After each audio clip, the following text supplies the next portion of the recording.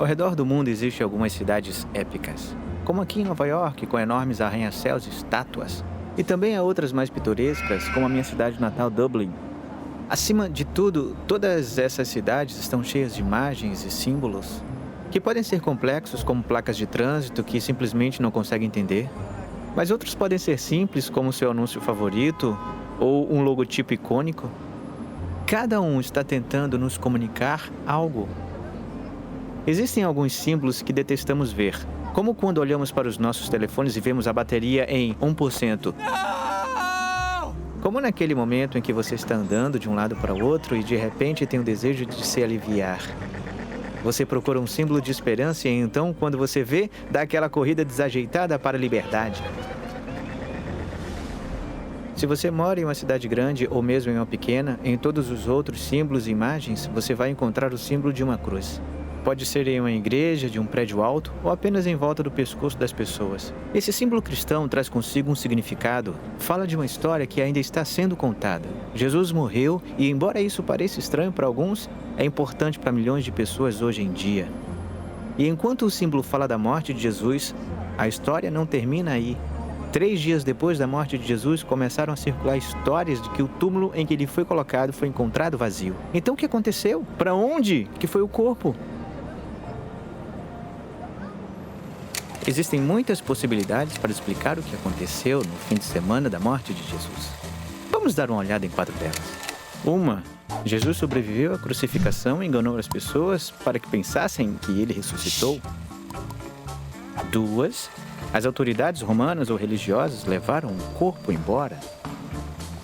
3. Os discípulos roubaram e depois esconderam. E 4.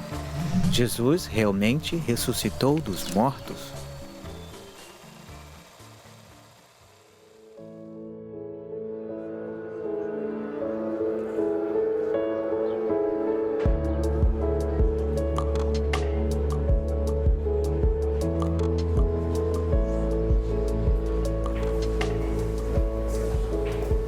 Vamos começar com a crucificação.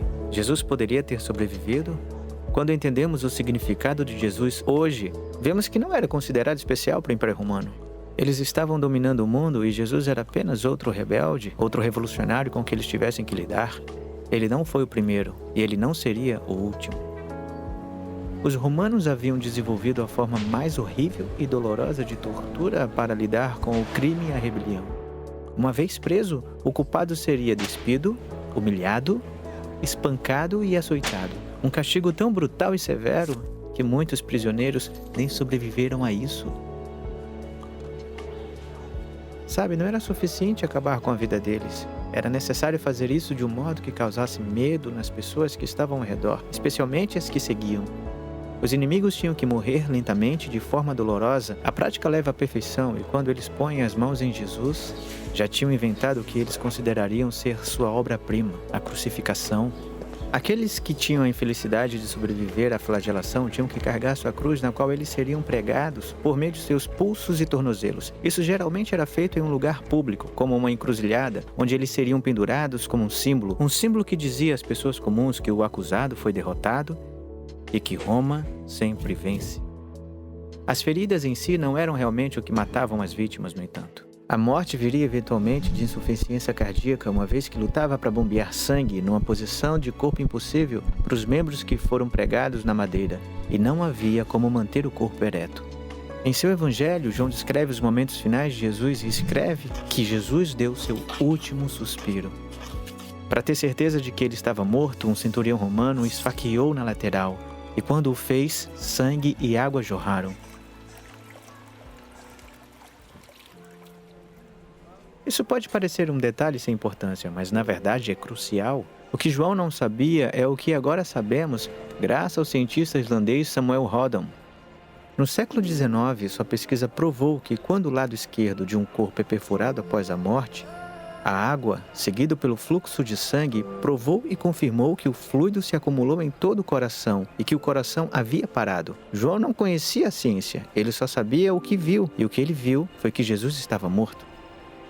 A ideia de que Jesus nunca morreu na cruz nos pede para acreditar que o homem poderia sobreviver à flagelação romana, uma crucificação da força de execução mais profissional do mundo. Uma lança em seu coração, uma pedra enorme que rolou, a luta contra um pequeno exército de guardas e depois a aparição para os seus discípulos com a imagem de saúde. Essa explicação também exige que Jesus seja o maior vigarista de todos, criando a maior mentira, o cristianismo.